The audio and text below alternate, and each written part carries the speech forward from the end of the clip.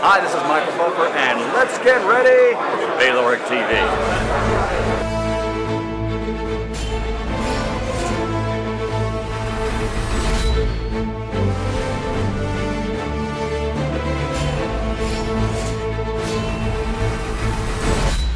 Good morning, good afternoon, good evening, wherever you are in the world. My name is Ingrid Jones. I have with me, once again, world-class trainer, Abel Sanchez. Abel, how are we doing?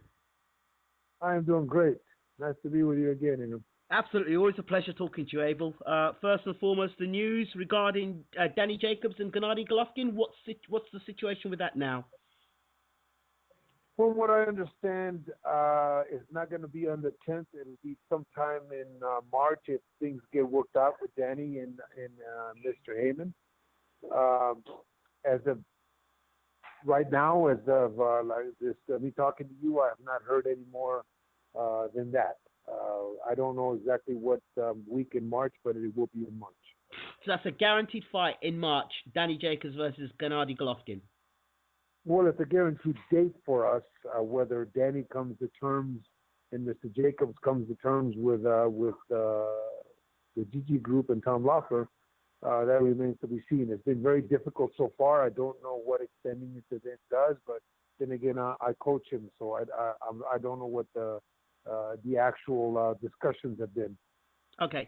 In terms of you saying he's been difficult, is it difficult in terms of money or difficult because he doesn't want the fight? You know, difficult because I believe that one of the excuses was that there wasn't enough time to prepare. I think Andre Rozier said he needed 12 weeks. Okay. And there was so much negotiation going on that I don't know if he wasn't in the gym at that point or what, but I believe what was said was that there wasn't enough time to get ready for a Golovkin kind of fight. Do you think that that's fair coming from Danny Jacobs, an elite fighter? You know, it's hard to understand that. I mean, you'd think that these guys would stay in the gym and stay training, not necessarily sparring, but just stay training. And then the sparring part of it is actually not 12 weeks. The sparring part of it could be, 3, 4, 5, 6 weeks. But it's difficult. It's difficult with every fighter, and it's difficult with every coach because we all have our own ideas as far as coaching is concerned. Okay. And Andre Rozier has been very successful. He's got his own ideas. So if they felt it wasn't ready, that's up to them. In your mind, had you been training Danny Jacobs to face Gennady Golovkin, would you have taken the fight in December, or would you have said, you know what, we do need more time to prepare for such an opponent? Well, how I prepare my guys, I have my guys for 9 weeks, 8 weeks in the gym, 1 week travel to wherever we're going. So we had plenty of time if it was my timetable, but I'm not the one training Danny. Danny's a talent that Andre feels he needs to get 100% prepared for a fight like he has against Golovkin, like he would have against Golovkin. The end of the year now, I see now that Golovkin won't be fighting now, I guess. I can only assume now, and you're going to wait out now for the Danny Jacobs fight. Well, he's in the gym now. Golovkin is in the gym now. He started training on Sunday. He just that's his routine. He wants to fight. He wanted to fight the 10th. It wasn't possible for whatever reasons. So it doesn't mean that he's not gonna continue his routine of training and getting ready for whatever comes up. Okay, so could he take an interim fight between waiting for Jacobs, or is that off the table? No, I don't think so. I think that he's in the gym now until Christmas time, and then he'll take time off for the holidays and come back in January to prepare for hopefully Jacobs fight, but a fight in March, regardless whether it's Jacobs or not. Fantastic. I see a lot of pictures posted with Gennady going for runs and stuff on Carson Jones's page. On the word of Carson Jones, he seems very rejuvenated now. What's the story with him? It took him a little while to wise up and realize that this career doesn't last forever. And he's training very hard. He's down to 151, 52 pounds, I believe. There's a talk of him going to England to fight. I don't know against who, but there is talk of him fighting over there, so I hope it materializes. But he's in the gym, training hard, sparring hard, and very dedicated. That's very good to hear that. One of the main reasons I called, apart from obviously the Golovkin talk, is I heard rumors that Andy Ruiz has sneaked into your gym. Is that true? Yes, he's been with me now for about 2 weeks. About 6 months ago, he spent 5 weeks with me, and I'm the one that brought him down from 290 down to 250. And he had a couple fights. He had some issues with management back then, and he went back to Vegas. Now he's got that resolved, and he felt like his best chance for a fight for a world title would be in my gym and training with me. So he's been with me now for about 2 weeks. So, what's your experience in terms of training heavyweights? Well, I had Orlin Norris, who was a heavyweight. I've had Samuel Peter. I've had Oleg Platov. Right.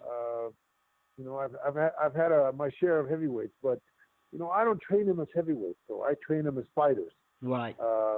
I have a cruiserweight fighting Dennis Lebedev December the 3rd.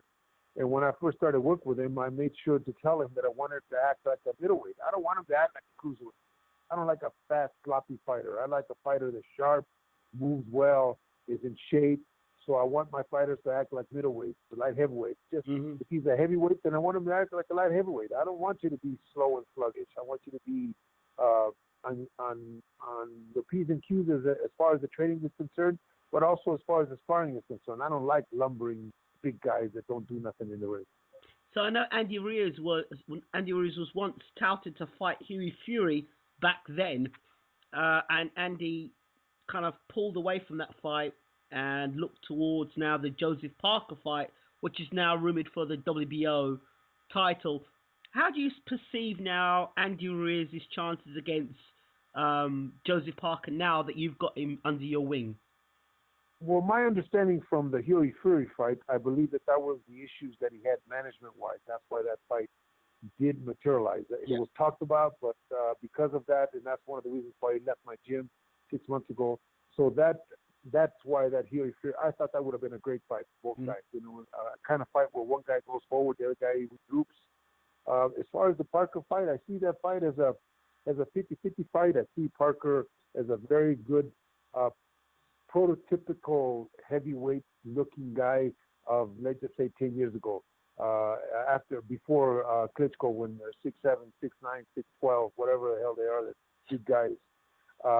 But now some of the better heavyweights now are in the 6'5" and 6'6" range. So Parker being about 6'3", 6'3.5", will be a good fight with Ruiz, I think, because Ruiz is not only training hard, but he's got some skills. I mean, he's a guy that you can't look at and judge him by what he looks like. Absolutely. He's a guy that can fight. He's just a guy that can fight. He's, I believe he's 28-0, and Parker's maybe 23-0. They've had some good fights with some good fighters. I wouldn't say they've had some great fights or great fights with great fighters, but they've earned the right because of the rankings to fight for a world title. I think it's a good fight for both guys. It's a good learning fight for both guys, and the winner is going to go on to fight some very good guys.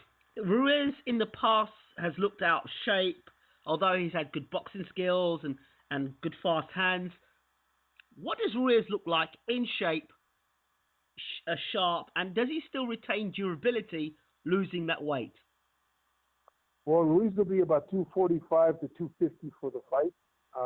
I'd like to see him at that weight. He'll be very strong and very fast. He'll be a typical the Summit Gym type of fighter, aggressive, tenacious, in your face, not crazy fighter, but with good defense and very good technique. Fantastic. So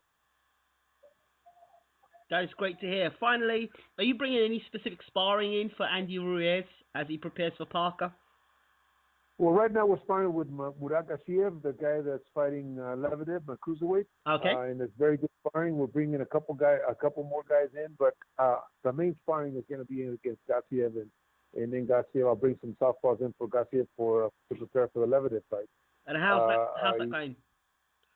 You know, that's going very well. Gassiev is very, very motivated for finally getting, even though he's only 23 years old, he just turned 23, for finally getting an opportunity to show his wares against a good fighter.